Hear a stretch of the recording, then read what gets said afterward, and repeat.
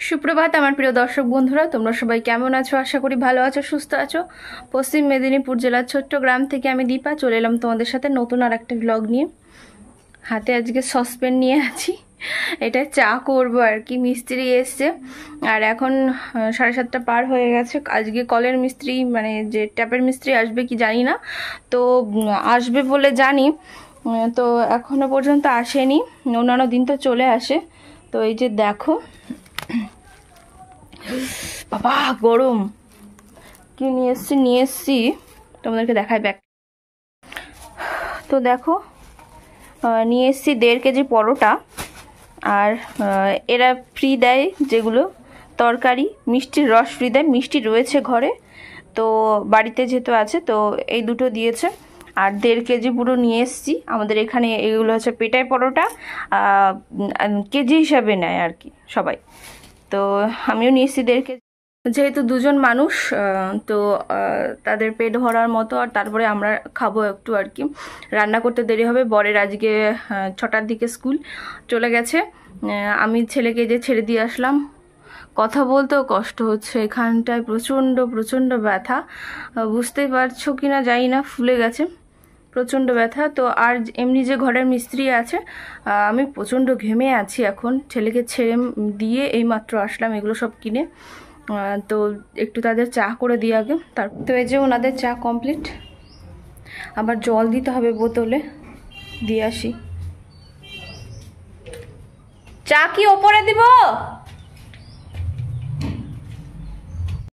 তাদেরকে 2 কাপ চা দিয়ে এলাম। এখন আবার কলের মিস্ত্রি, আবার মানে পাইপলাইনের মিস্ত্রি চলে এসছে, তাদের জন্য ফের আবার চা করতে হবে। একসাথেই হয়ে যেত, তো হলো না, আবার তাদের জন্য চাটা করে দিতে হচ্ছে। ও এমনিতেই গরমে 2 মিনিট বসতে পারছি না।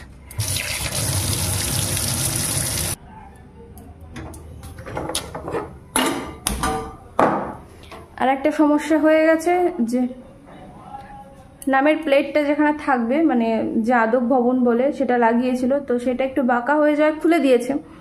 তো পাইপলাইনের মিস্ত্রিরা সেই যেখানটায় লাগাবে সেই মাঝখান দিয়ে, মানে সেই দেওয়াল বরাবর মাঝখান দিয়ে পাইপ লাগিয়ে দিয়েছে। এত সমস্যা এত সমস্যা, কতবার দেওয়াল ফুটো করবে, কতবার দেওয়াল কি করবে, খালি সেটাই ভাবি। ভীষণ যন্ত্রণা, মাথা প্রচণ্ড ব্যথা করে যেন এইসব নিয়ে। জানি না কি করবো এইসব নিয়ে, আমি আর চিন্তা ভাবনা করবো না, চাপ নিব না, আমি অত পারবো না। তো ওনাদেরকে চাটা আবার দিয়ে আসি। তো আজকে এই যে একটু সকালবেলাটা খেতে বসেছিলাম, মানে কাজটা ছাড়ার পর তাদেরকে দেওয়ার পরে খেতে বসেছিলাম। তো ওই যে একবার করে একটু ছিটছি মুখে দেব, তার আগেই ডাক পড়ছে। অন্তত 6 থেকে 7 বার ওরকম আমি দৌড়ে দৌড়ে গেছি, আবার এসেছি তারা কি বলছে সেটা শুনতে। তো বর ফাইনালি স্কুল থেকে চলে এসেছে, একদম বাজার টাজার করেই নিয়ে এসছে। কারণ এর আগে যেহেতু মানে একদিন ডিম দিয়েছি, মাংস হয়েছে, তো একদিন নিরামিষ হয়েছিল। তো নিরামিষের দিন যেহেতু অনেকগুলো তরকারি হয়েছিল, অনেকগুলো তরকারি করেছি নিরামিষের দিন। তো সেদিন ওই নিয়ে মানে সবজি টবজিগুলো শেষ হয়ে গেছে, তো বাজার থেকে নিয়ে আসছিল। আর এখানে দেখো আলু বেগুন শাক দিয়ে তরকারি করব, এটা কিন্তু হেভি লাগে খেতে। তো বাবার মামি মারা গেছিল, তো ভাগ্নে হচ্ছে মামা বাড়ির বড় কুটুম বলে আমাদের এদিকে, তার জন্য ভাগ্নেকে শ্রাদ্ধ করতে হয়। তো সেই জন্য শ্রাদ্ধটা সেরে নিচ্ছিল। আর মাকে জিজ্ঞাসা করেছিলাম যে মা আজকে কি মাছ খাওয়া যাবে? তো বললো যে হ্যাঁ মাছ খাওয়া যাবে, কোনো সমস্যা নেই। তো সেজন্য দেখো আজ অল্প স্বল্পের মধ্যেই করেছি। ওনারা বলছিল যে অল্প স্বল্পের মধ্যেই করে ফেলো, তো মাছ টাছ ছিল করলাম। তো এইমাত্র দেখো স্নান টান করে এসে বসলাম। ভিডিও করার তো একদম মুড নেই, আর কথাও সেরকম ভালোভাবে বলতে পারছি না। এর আগে বললাম তোমাদের যে এখানে সে জ্বর শোষা না কি বলে উঠেছে, তো ভীষণ পরিমাণে ব্যথা, ভীষণ ব্যথা। এখন যেন আরও একটু বেশি ফুলে গেছে, দেখো ঠোঁটের কোণাটায়, এইখানটায় আর এখানটায় কিছু না কিছু সবসময় হতেই আছে। আজ ওই পাইপ লাগানোর যে কাজটা আজকে টোটালটা কমপ্লিট হলো। চুলটা প্রচুর ভেজা, তার জন্য বড় মানে ফ্যানটা ছেড়ে দিয়েছি। তো আজকে কমপ্লিট হলো। এরপরে আবার বাথরুমের যেসব কাজগুলো আছে তো সেগুলো করবে। পাইপ যেহেতু ওপর থেকে মানে যে জলটা বাথরুমের জলটা মানে কাছাকাছি করা হবে, তার কোথায় কি পড়বে, তো সমস্ত ব্যবস্থাটা ঠিকঠাক করে দিয়েই গেল। ও প্রচণ্ড ব্যথা, প্রচণ্ড ব্যথা। এরকমভাবে কথা বলতেও যেন এত টান পড়ছে, কি বলবো। আমার একদম কথা বলতেই ইচ্ছে নেই। এইখান থেকে এইটা পুরোটা ব্যথা। এই সাইডে কিছু নেই, এইটা পুরো ব্যথা। তোমাদের কারোর হয় এরকম মাঝে মাঝেই? আমার তো যখন শরীরটা বেশি খারাপ থাকে তখন ওই 1 সপ্তাহ মানে কোনোরকম ভালো থাকি, তারপরে এই মানে গোটা মুখের চারধারে বেরিয়ে যায়। দেখো এখানটা আমার একটা সাদা দাগ আছে, তো ঠোঁটের ওই সাদা দাগটাও সেম এইটারই। আমি হয়তো এই কথাটা এর আগের ভিডিওতেও বলেছিলাম, কারণ এর আগের ভিডিওতে আমার এইখানটায় হয়েছিল, নাকের এখানটায় হয়েছিল। কি করব আর, এটা কিছু করার নেই। হোমিওপ্যাথি ঔষধও খেয়েছিলাম, তবুও এরকমটা হচ্ছেই। মাঝে যখন রাতে জ্বর আসে, মানে আমার একটু মানে টেম্পারেচারটা অন্যান্যদের যেরকম 98.4 ডিগ্রি হ্যাঁ ফরেনহাইট এরকম থাকে, তো আমার তার মানে এটা নাকি স্বাভাবিক আর কি। তো আমার সবসময় ওই রকমই, তো অন্যান্য মানুষের অনেকটা কম থাকে, আমার মনে হয় 97 এরকম থাকে, তো আমার অল টাইম একটুখানি বেশি। তো আমার সবসময় হাতের তালু, পায়ের তালু এগুলো কি পরিমাণে যে গরম থাকে, কারোর গালে যদি ছোঁয়াই তো সে বুঝতে পারবে। আর সেই জন্য ডাক্তার ঔষধও দিয়েছিল আমাকে, বাট খেয়ে কোনো কাজ হয়নি। আর বিশেষ করে পরে খেতে হতো, আমি আর সেই ওষুধগুলো আর নিয়ম মতো খাওয়া হয় না, তবু খেয়েছিলাম কিন্তু কিছুই হয়নি, আবারও সেই ফিরে বের হয়। একদম কথা বলতে ইচ্ছে নেই, পরে তোমাদের সাথে কথা বলছি।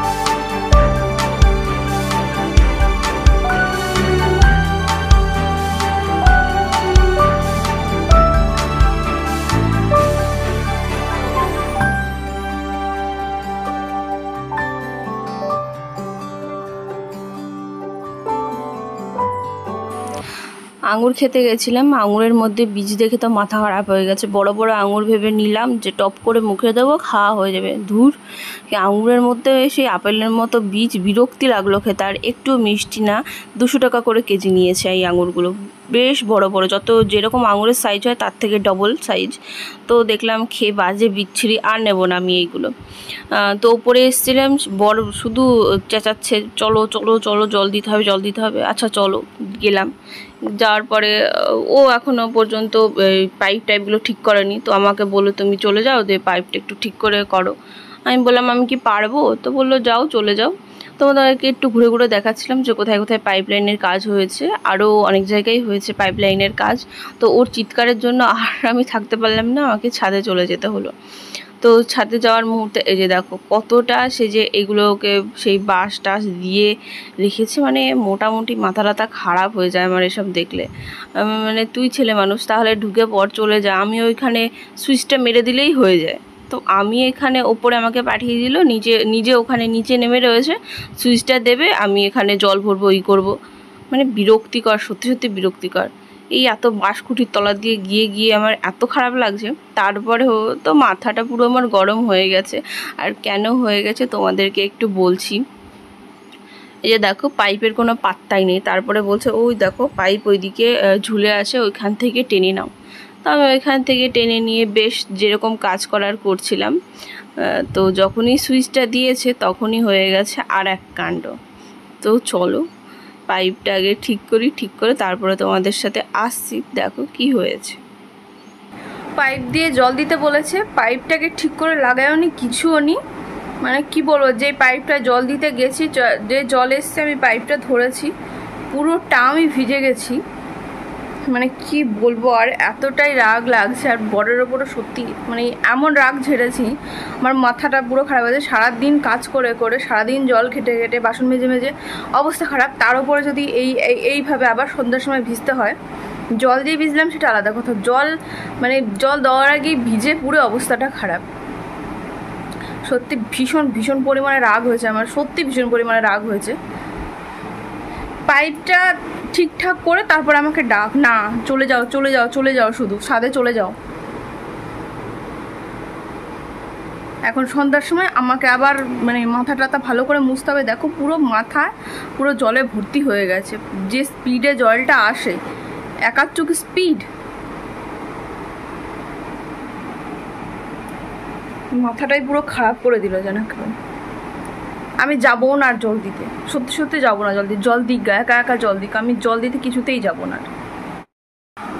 এমনিতেই কদিন ধরে আজ সন্ধ্যের সময় স্নান হয়, সারাদিন সকাল থেকে উঠার পরে ছেলেকে স্কুলে দিয়ে এসে এই যে কাজ শুরু হয়। আজ কটা দিন এরকমই চলছে। নিজে খাইও বেলা 3টে 4টে এরকম হয়ে যায়, নিজে খাই, ভাতটা খাই সকালবেলা, কোনোদিন কিছু খাই, এই টুকটাক চা বিস্কুট হয়তো।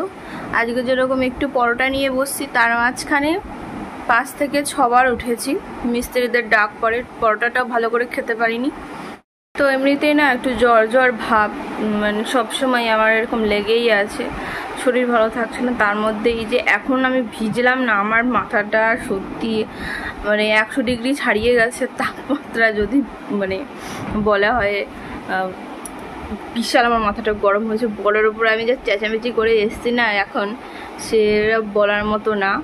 আর চেঁচামেচি করা আমার মনে হয় না, আমি বলবো যে না ঠিক হয়নি, আমি বলবো যে একদম ঠিক হয়েছে, ঠিক হয়েছে। আমি সারাদিন খেটে খেটে মরছি, করছি, জল ঘেটে ঘেটে মরছি, তারপরে আবার কতগুলো জামা কাপড় ধুচ্ছি, স্নান টান সেরে বাথরুমগুলোকে একটু পরিষ্কার করে আবার উঠেছি।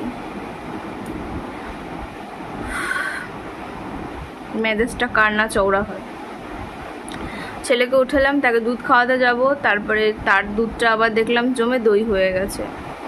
কি বলবো আর, যেহেতু মিস্ত্রিরা খাবে সেজন্য একটু ঝাল ঝাল তরকারি করেছিলাম সবগুলো একটু, তো মাছের ঝোলটাও একটু ঝাল হয়েছিল, তো ও সেটা খেতে পারেনি। তখন ওর জন্য এখন একটু ভাত করে ফেলবো তাড়াতাড়ি। আর ঘুম থেকে উঠলো এই যে একটু আগে, আর ঘুম থেকে উঠে দেখতে পেলে যে একটা কলা খাচ্ছিল, আর কিছু খায়নি। তো ছাদের ওপরে কাজ হয়েছে, এখনও অনেকটাই কাজ হয়েছে, তোমাদের হয়তো দেখাতে পারিনি। বাথরুমটায় দেখালাম যে ওদের কাজ করেছে, আজকে করেছে, তো ওদের কাজটা হয়ে গেছে আজকে শেষ, মোটামুটি শেষ। এখনও বাথরুমে যে কাজগুলো আছে পরে একদিন এসে করবে, এই কিছুদিন পরেই এসে করবে। জামাই ষষ্ঠী যেহেতু কালকে, তো পরে যখন আসবে আবার সেই বাথরুমের কাজটা হবে। ওটা বেশি দিন না, হয়তো একদিনেরই কাজ হবে। তো চটপট একটু রান্না বান্না করে নেব আজকে। ভিডিওতে হয়তো সেরকম কিছু নেই, তবুও যেরকম হচ্ছে। আর এই অতিরিক্ত গরমে তোমরাই বলো, কাজ করার সাথে সাথে কার এত দেখানোর ইচ্ছা হয়। হ্যাঁ, হয়তো ইচ্ছা হয় যাদের ওই এসি টেসি আছে লাগানো ঘরে, যে না কাজ করতে করতে তারপরে যা ফাঁকা টাইম থাকে তারা হয়তো পারে, বা যাই করে। আমার দ্বারা হয়ে উঠছে না অতিরিক্ত কাজের মধ্যে করা, যতটা পারি ততটাই দেখানোর চেষ্টা করি। তো একটা কথা আমার বলতে খুব ইচ্ছে করলো, মনে হলো, তাই তোমাদেরকে বলছি। অনেকে আমার ভিডিও করা নিয়ে অনেকেই নাক সিট করে, ঢঙ্গিপনা দেখাচ্ছে বা বেশি বাড়াবাড়ি। আর সব থেকে মেন হচ্ছে মাস্টারের বউ হয়ে, একজন মাস্টারের বউ হয়ে এরকম কি করে করতে পারে, কোনো লাজ লজ্জা নেই, কিছু নেই। আচ্ছা, আমি একদিকে মাস্টারের বউ আর একদিকে আমি তো একটা মানুষ, আমার তো ইচ্ছে অনিচ্ছে বলে থাকতে পারে, আমার ভালো লাগা না লাগা থাকতে পারে। তো শুধু মাস্টারের বউ বলে তার মতোই চলতে হবে, বা মাস্টারের বউ বলে একদম দেখাতে হবে যে না আমি মাস্টারের বউ, আমি অন্য কোনো কিছু করি না, আমি হচ্ছে কি একদম সভ্য সেজে সেজে থাকতে হবে নাকি? আর এটা কোন অসভ্যতামির কাজ? এটা কোনো, আমার মনে হয় না কোনো অসভ্যতামির কাজ। যারা এটা মনে করে তাদের হচ্ছে এটা নোংরা চিন্তা ভাবনা। তারা যদি এই নোংরা চিন্তা ভাবনাগুলো বদলায় তাহলে দেখবে তারাও অনেক ভালো থাকবে, তারাও অনেক সুস্থ থাকবে। তো এর মধ্যে তো অনেকেই আছে, তো তাদের আমি নাম নাই নিলাম। তারা ভালো থাকুক, সুস্থ থাকুক, আর বদনাম করা বন্ধ করুক।